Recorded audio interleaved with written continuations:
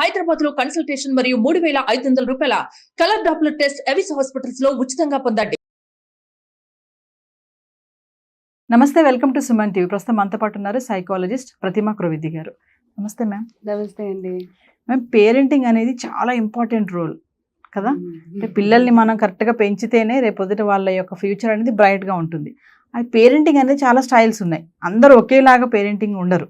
కొంతమంది ఫ్రెండ్లీగా ఉంటారు, అంటే చైల్డ్తో నేను ఫ్రెండ్లీగా ఉండాలి, ఒక ఫాదర్లా ఉండదు, ఒక మదర్లా ఉండొద్దు అన్నట్టుగా అదొక పేరెంటింగ్. కొంతమంది అథారిటీ ఉంటుంది, కొంతమంది నెగ్లిజెన్స్ పేరెంటింగ్ కూడా ఉంటుంది, కొంతమంది స్ట్రిక్ట్ పేరెంటింగ్ ఉంటుంది. అంటే మా అనుకున్నట్టుగా నేను చెప్పిందే చేయాలి, నేను కూర్చోవాలి, అక్కడికి వెళ్ళాలి, ఇక్కడికి రావాలి, స్ట్రిక్ట్ పేరెంటింగ్. అంటే ఈరోజు మన వ్యూవర్స్కి ఈ వీడియో ద్వారా ఏంటంటే వాళ్ళ పేరెంటింగ్ అనేది ఏ మోడ్లో ఉంటుంది, అంటే డిఫరెంట్ స్టైల్స్ ఆఫ్ పేరెంటింగ్తో అంటే ఎలాంటి ఇబ్బందులు ఎదుర్కొంటారు, ఏ పేరెంటింగ్ స్టైల్తో పిల్లల్ని మనం పెంచాలి, వాళ్ళ ఫ్యూచర్ బాగుండాలి అంటే ఏం చెప్తారు? Thank you. చాలా హాట్ టాపిక్ ఇది. యాక్చువల్గా దీంట్లో చాలా రీసెర్చ్ చేసిన దాన్ని, బికాజ్ నా పేరెంటింగ్ని కూడా నేను క్వశ్చన్ చేసుకుంటూ ఉంటాను అనమాట. ఇది నేను కరెక్ట్ చేస్తున్నానా, తప్పు చేస్తున్నానా పిల్లలతో. యాక్చువల్లీ పాజిటివ్ పేరెంటింగ్ అంటే అందరూ అనుకుంటారు ఏంటంటే పిల్లల్ని కరెక్ట్గా ట్రైన్ చేయడం. అది కాదు. ఫస్ట్ ఆఫ్ ఆల్ మన బ్యాక్ ఎండ్ చూసుకోండి, మన లైఫ్ స్టైల్ ఎలా ఉండింది. యాజ్ అ పర్సన్ మనం ఆలోచిస్తే మనం పేరెంట్స్గా అయ్యేటప్పుడు ఎప్పుడూనూ అంతే, మన పిల్లల మీద పెట్టే ప్రెషర్స్ కానీ, మన పిల్లల మీద పెట్టే థాట్ ప్రాసెస్ కానీ, మన బ్యాక్ ఎండ్ నుంచి మనం ఎక్స్పీరియన్స్ అయిన థాట్ ప్రాసెస్ ఉంటాయి. మన వాల్యూస్, మన కల్చర్స్, మన ఎక్స్పీరియన్సెస్, మనది ఏదైతే మన యాక్చువల్ క్యారెక్టర్స్ ఉంటాయో అది సేమ్ క్యారెక్టర్స్ మనం అది ట్రాన్స్ఫర్ చేస్తాం. ట్రాన్స్ఫర్ చేసినప్పుడు ఏంటంటే ఏదైతే లూప్ హోల్స్ మనం ఉంటాయో, అంటే మనం ఇది చేయలేదు, అది చేయలేదు, నా పేరెంట్స్ ఇవ్వలేదు నాకు, ఇవన్నీ నేను ఇవ్వాలనుకుంటున్నాను, నేను చేయలేదు కనుక నా పిల్లలు చెయ్యాలి అనేసి ఆ కాన్స్టెంట్ థాట్ ప్రాసెస్ ఏదైతే ఉంటుందో అది రియలైజ్ అయ్యి మనము ఫస్ట్ మనని మనం మార్చుకునేదే పాజిటివిటీ. సో పాజిటివ్ పేరెంటింగ్ అంటే ఫస్ట్ ఆఫ్ ఆల్ పిల్లల్ని మార్చడం కాదు, పిల్లల్ని ట్రైన్ చేయటం కాదు. ఫస్ట్ మీరేంటో తెలుసుకోండి. మిమ్మల్ని మీరు తెలుసుకుంటే ఈజీగా అవతల వాడిని, ఎందుకంటే వాళ్ళు న్యూ జనరేషన్. సో వీళ్ళల్లో మనలో చాలా డిఫరెన్స్ ఉంది. జనరేషన్ టు డిఫరెంట్ ఎక్స్పీరియన్సెస్ ఉంటాయి, డిఫరెంట్ ఎన్వైర్న్మెంట్ ఉంటుంది. కాబట్టి డెఫినెట్గా వాళ్ళ థాట్ ప్రాసెస్ కూడా చాలా డిఫరెంట్గా ఉంటుంది. సో వాళ్ళు మనని అడాప్ట్ చేసుకోవాలి, మన థాట్ ప్రాసెస్ని అడాప్ట్ చేసుకోవాలి, వచ్చే కొత్త దాన్ని కూడా అడాప్ట్ చేసుకోవాలి. ఇప్పుడు ఏదైతే మనం ఎమోషనల్ ఎక్స్పీరియన్సెస్ అయ్యామో అది మన ఎమోషన్ ఎక్స్టెన్షన్ అంటాము. అలాగే పిల్లల్ని ఎప్పుడైతే మనం చూపిస్తామో, మన యాక్చువల్లీ నిజస్వరూపం చూపిస్తామో, సో వాళ్ళకి అది ఒక ఎమోషనల్ ఎక్స్టెన్షన్. మళ్ళీ వాళ్ళ ఎన్వైర్న్మెంట్కి వెళ్ళేసి వాళ్ళు నేర్చుకునేది అదొక ట్రాన్సిషన్, అదొక ఎమోషనల్ ఎక్స్పీరియన్సెస్. సో ఇది డబుల్ అవుతూ ఉంటుంది. సో మన పర్సనల్ ఎక్స్పీరియన్సెస్ వర్సెస్ మన ఎన్వైర్మెంటల్ ఎక్స్పీరియన్సెస్. సో ఇవన్నీ కాంబినేషన్ చేసుకుంటే అస్సలు పాజిటివ్ పేరెంటింగ్లో ఏ స్టైల్స్ ఉంటాయి, ఎవరు ఎలా చేస్తూ ఉంటారో అన్నది తెలుసుకుందాం. సో ఇది ఫస్ట్గా తెలుసుకోవాలంటే అథారిటేటివ్ పేరెంటింగ్ అని అంటే దే ఆర్ వెల్ డిసిప్లైన్డ్ అనమాట.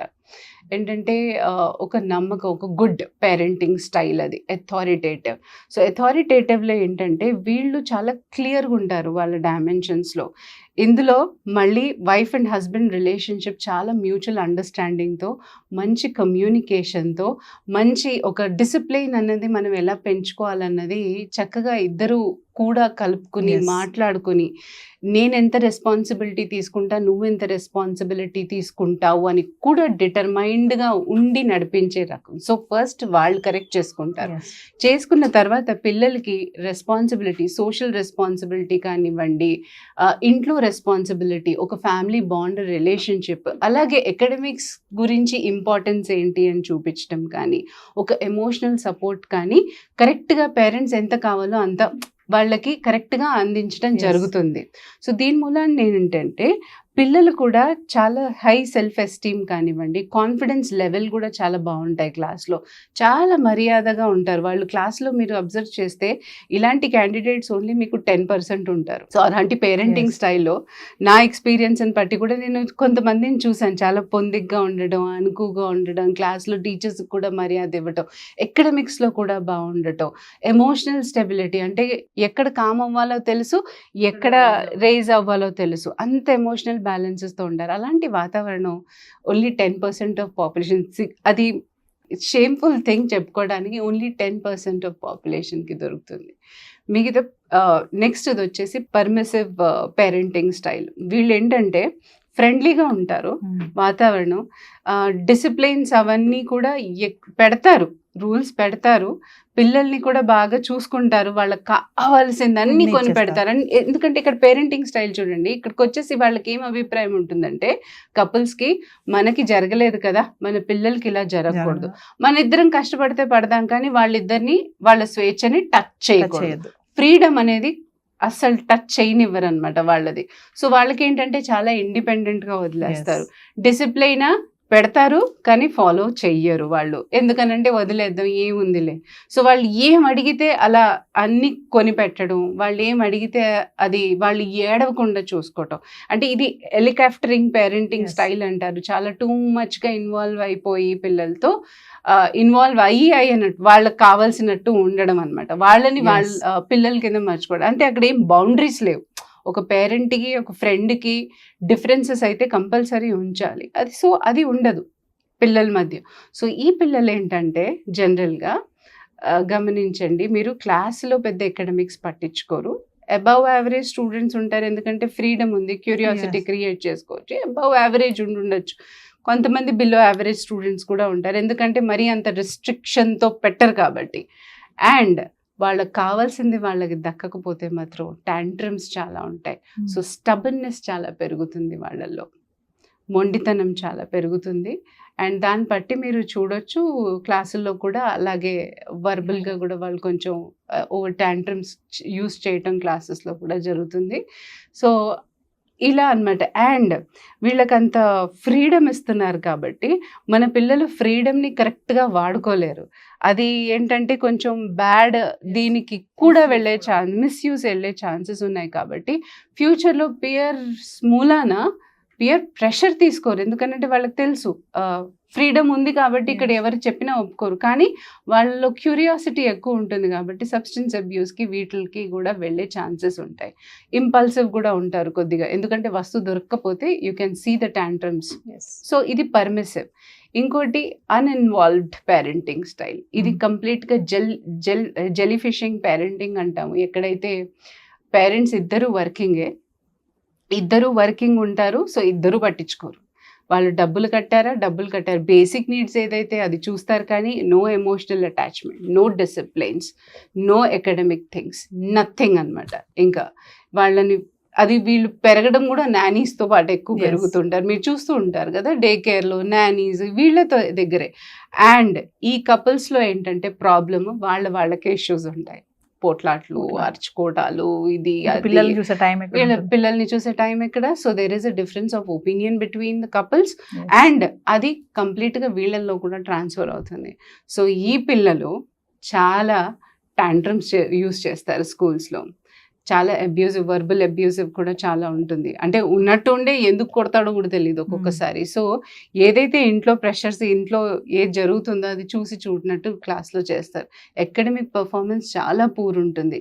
ఎమోషనల్ స్టెబిలిటీ ఉండదు మనిషికి. ఒకసారి హై వెళ్ళిపోవచ్చు, అగ్రెసివ్ కూడా అవ్వచ్చు, లో అగ్రెసివ్ కూడా ఉండొచ్చు, అండ్ సబ్మెసివ్ కూడా ఉండొచ్చు. అమ్మో ఏమనుకుంటారో వద్దు అనే భయస్తులు కూడా ఉండొచ్చు. ఎందుకంటే మాట్లాడడానికి కూడా ఎవరు ఉండరు కాబట్టి, సపోర్ట్ లేదు కాబట్టి.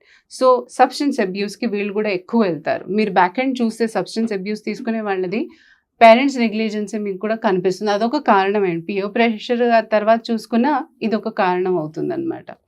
సో ఇది ఉన్నప్పుడు అథారిటేరియన్, మీరు అన్నారు కదా, అథారిటేరియన్ అయితే ఇంపాసిబుల్. దాన్ని టైగర్ పేరెంటింగ్ కూడా అంటారు. స్ట్రిక్ట్, చాలా నేను చెప్పినట్టు విను, నేను చెప్పినట్టు చెయ్యి, ఇక్కడ నుంచి గ్లాస్ అక్కడ పెట్టాలంటే అక్కడ కాదు, నేను నిన్న ఎక్కడ పెట్టా చెప్పు. అలాంటి పేరెంటింగ్ కూడా చాలా అతి ప్రెషర్ఫుల్గా ఉంటుంది. అండ్ ఈ పిల్లలు బయటికి వచ్చి చాలా భయస్తులు ఉంటారని అనుకోవద్దు. వీళ్ళు ఏదైతే చూస్తున్నారో వాళ్ళు క్లాసుల్లో కూడా అదే చేస్తారు. అకాడమిక్స్లో కొంతమంది చాలా స్ట్రాంగ్గా ఉంటారు బికాస్ భయం, ఇంట్లో ఏమన్నా అంటారేమోనని. కానీ బిహేవియర్స్లో మాత్రం చాలా ట్యాంట్రమ్స్ ఉంటాయి, బిహేవియర్స్లో మాత్రం చాలా తేడాలు కూడా చూపిస్తూ ఉంటారు. అండ్ అదే అబ్యూజివ్ థింగ్, వర్బల్ థింగ్, ఇవన్నీ బయటకు వస్తూ ఉంటాయి అన్నమాట.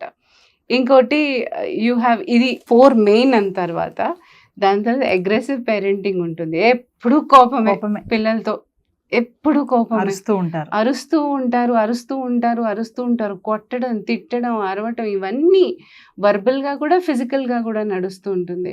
So the same thing child will also carry. Verbal కాకుండా బ్లెండెడ్ పేరెంటింగ్, ఇవన్నీ కొంచెంగా ఉండి అన్ని రసాయనాలు చూపిస్తూ ఉంటారు పిల్లలకి. ఒకసారి కోపం, ఒకసారి ఇది, కానీ అది కూడా కరెక్ట్ కాదు. There is a process that you have to learn. So అది. అండ్ తర్వాత వచ్చి ఎమోషన్లెస్ పేరెంటింగ్ అన్నమాట. అసలు ఎమోషనల్గా టూ మచ్ ఎమోషన్ బట్టి పేరెంటింగ్ స్టైల్స్ ఉంటాయి. Like too much of emotions చూపించడం, ఎమోషనల్ బ్లాక్మెయిలింగ్ అనమాట.